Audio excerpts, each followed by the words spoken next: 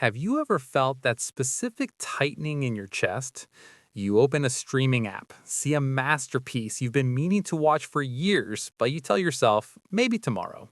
But tomorrow comes, and that rare gem is gone.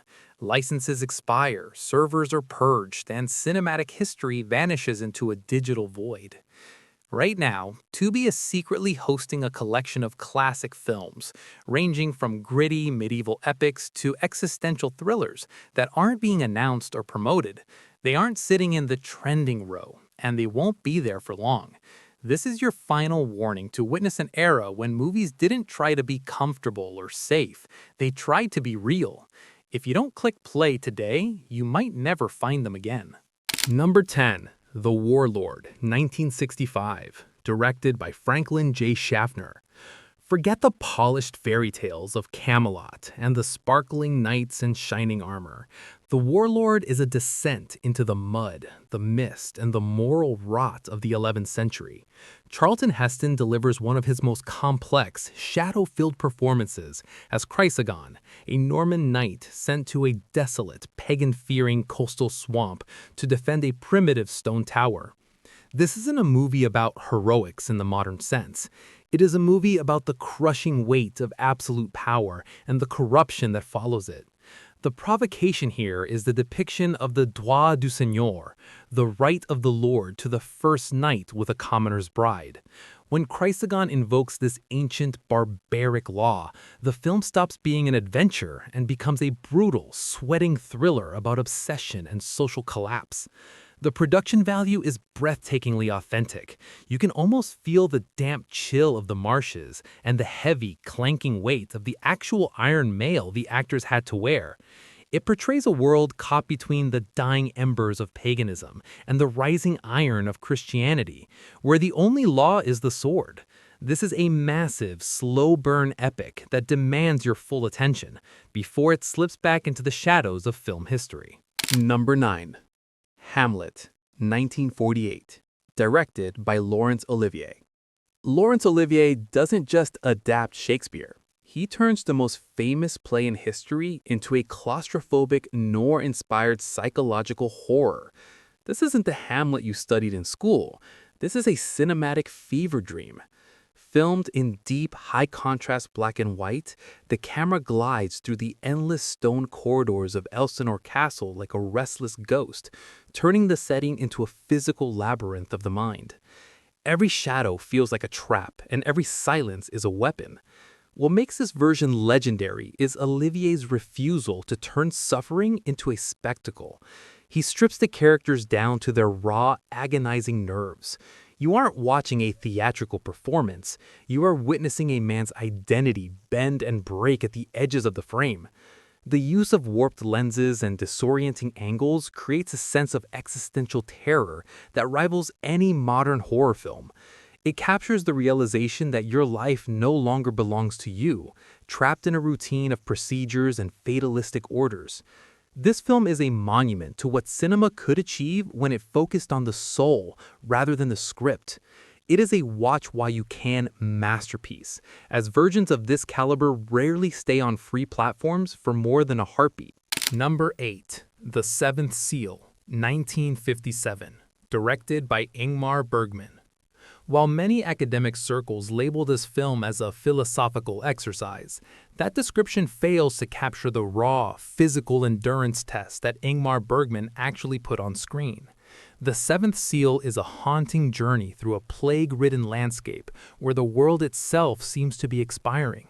It follows a knight, weary and disillusioned from the Crusades, who finds himself playing a literal game of chess with death on a desolate beach. This isn't just a metaphor. It is a high-stakes struggle against the silence of God and the inevitability of the grave. The film's power lies in its stark black and white compositions that turn shadows into characters and light into a fleeting hope. It captures a sense of quiet dread that lingers long after the credits roll.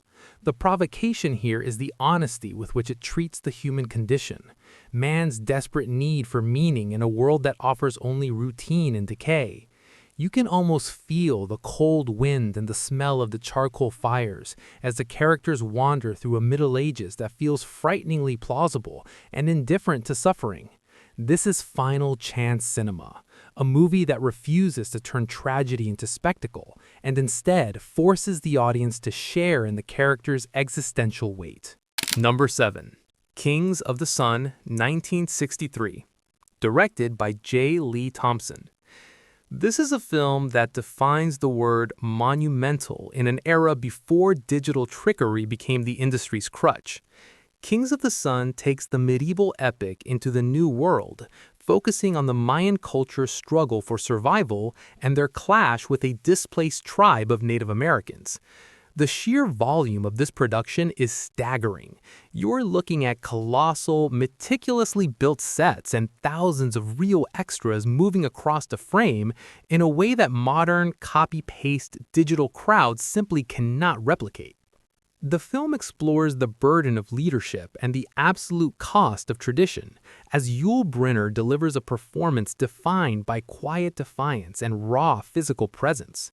The provocation is found in its portrayal of a civilization at a breaking point, forced to choose between human sacrifice and a new way of life.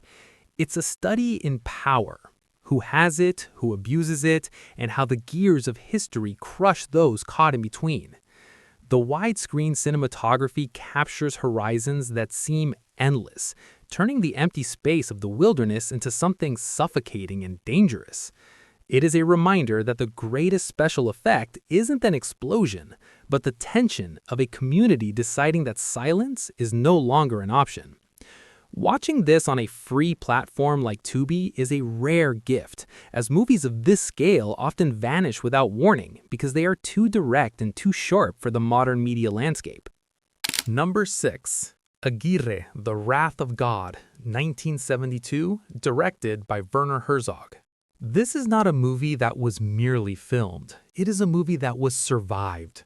Werner Herzog didn't just take a crew into the Peruvian rainforest. He led an expedition into the heart of human madness. Aguirre, The Wrath of God, follows a doomed band of Spanish conquistadors in the 16th century as they drift down the Amazon River on primitive rafts in a delusional search for El Dorado, the fabled city of gold. Klaus Kinski, in perhaps the most terrifyingly authentic performance of his career, plays Don Lope de Aguirre, a man whose ambition has mutated into a god complex.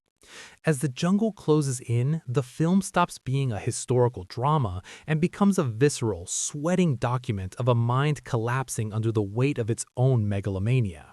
The volume of physical suffering on screen is palpable. There are no sound stages here. You are witnessing real men struggling against real rapids, real mud, and a real suffocating heat that you can almost feel radiating through your screen. The camera remains an unblinking witness to the futility of power, capturing the soldiers as they are picked off by invisible enemies and starvation. The pacing is hypnotic, forcing you to sit with the dread as the rafts drift toward an inevitable end. The provocation lies in its absolute refusal to offer a hero or a moral cushion. It is a brutal meditation on the illusion of control and the indifference of nature. This is a film that rarely stays on free streaming services because its intensity is uncompromising and its vision is too dark for the casual viewer. If it disappears from Tubi, you may never stumble across a piece of cinema this raw and honest again. Because of the religious restrictions on depicting the prophet, the director used mountain-like presence to the screen, embodying a warrior leader whose strength is built on quiet defiance rather than loud heroics. The film explores the cost of loyalty and the burden of faith in a world that responds with routine violence and systematic oppression. It is a 3-hour journey into a past that feels more alive and relevant than any modern CGI-heavy thriller. Streaming platforms rotate these grand historical epics in and out quietly, often pulling them without a word of warning. To see a film of this magnitude for free is a rare opportunity to witness cinema that prioritizes truth over spectacle. Number 4. Stagecoach, 1939, directed by John Ford. This is the film that didn't just define the Western, it resurrected it from the grave and turned it into an art form. Stagecoach is the ultimate study of human nature under pressure, stripped of social masks and forced into the raw, unforgiving landscape of the American frontier. John Ford traps a group of disparate strangers, a disgraced doctor, a prostitute, a whiskey salesman, and a fugitive, inside a cramped wooden box on wheels, hurtling through territory where death isn't a possibility but a certainty. This is a masterclass in claustrophobic tension. Every conversation feels like it is circling a secret, and every glance between the passengers is heavy with the weight of judgment and buried truths. What makes Stagecoach hit so hard today is its refusal to turn suffering into a hollow spectacle. When you see John Wayne as the Ringo Kid, stepping into the frame for the first time, you aren't looking at a manufactured action hero. You are looking at the birth of a cinematic myth. The film's brilliance lies in how small it keeps its focus, making the personal stakes feel as massive as the desert horizons. The final chase through Monument Valley, with real horses and real stunts that would be illegal to film today, is an endurance test for the audience's nerves. Streaming services don't like quiet, reflective films that question national myths. They come and go without ceremony. And when Stagecoach vanishes, it takes a piece of cinema's DNA with it. 3. The Big Lift, 1950, directed by George Seaton. Few films capture the shivering reality of a broken world the way The Big Lift does. This is not a studio-bound drama, it is a film shot on the actual skeletal remains of post-war Berlin, using the real ruins of the city as its haunting backdrop. The story follows the American pilots of the Berlin airlift, but the true provocation is the film's documentary-like honesty about the people living in the rubble. There is no glamour here, only the cold, gray reality of a civilization trying to remember how to breathe after total collapse. Director George Seaton used real military personnel instead of actors, creating a sense of realism that is frighteningly plausible and entirely stripped of Hollywood artifice. The film refuses to soften the blow of history. It explores the themes of guilt, complicity, and the moral failure of a community that decided silence was easier than truth. You can feel the heat of the engines and the dust of the ruins through the screen, turning the cinematic experience into an immersive witness to history. The silence in the film is used as a weapon.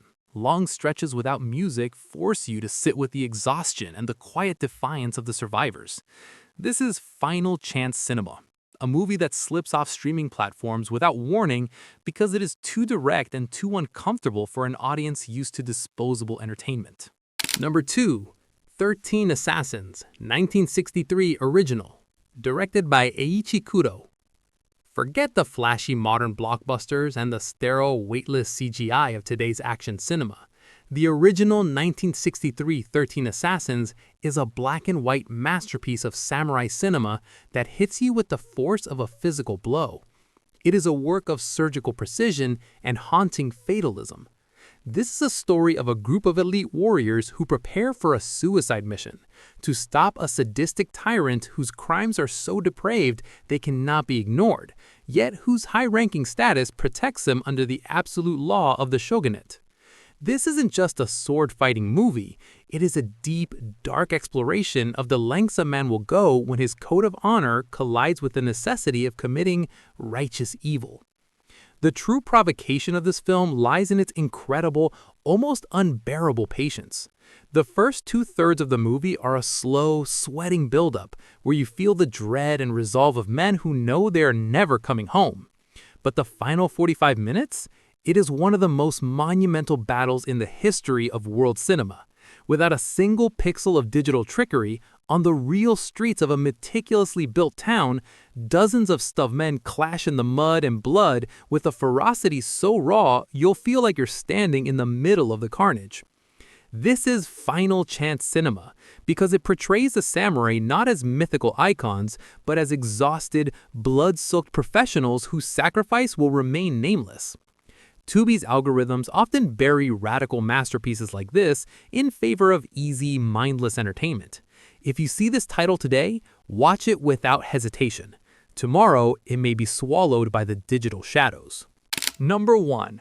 The Passion of Joan of Arc, 1928, directed by Theodor Dreyer. We have reached the absolute summit of cinematic history. The Passion of Joan of Arc is not merely a film. It is a profound religious and emotional ordeal that redefined what a camera is capable of capturing. Produced in 1928, at the very twilight of the silent era, this masterpiece focuses almost exclusively on the face of actress Maria Falconetti. What you witness in her eyes is something that cannot be faked, rehearsed, or recreated with modern technology. It is pure, distilled agony, unshakable faith, and raw terror. Director Theodor Dreyer was notorious for his uncompromising methods, reportedly forcing Falconetti to kneel on stone floors for hours until she reached the state of genuine physical exhaustion, all to capture that haunting, hollowed-out look of a woman pushed to the very edge of existence. Why is this number 1? Because it is cinema stripped of all lies. There are no elaborate sets here, only the cold, oppressive white walls of the Inquisition. There is no original orchestral score to tell you how to feel, only the deafening silence of a trial where every word from the accusers hits like a hammer. The provocation of this film lies in how it turns the viewer into an accomplice. The camera stays inches away from Joan's face, forcing you to see every pore, every tear, and every muscle trembling under the weight of her sentence. It is a radical honesty that feels almost indecent in today's world of polished and safe entertainment. This film is a ghost. It was considered lost for decades, and its sudden appearance on a free platform like Tubi in such high quality is a cinematic anomaly.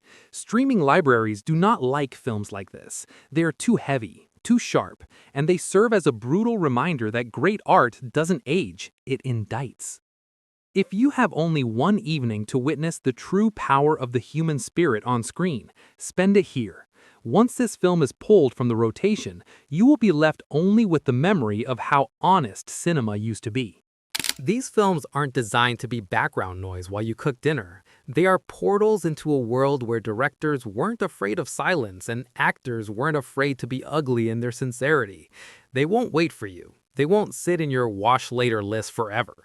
If even one description in this list made your heart beat a little faster, go and hit play right now. In a world where content is becoming increasingly disposable, these rare monuments of truth are all we have left. Don't wait for the credits. Act while the link is still alive.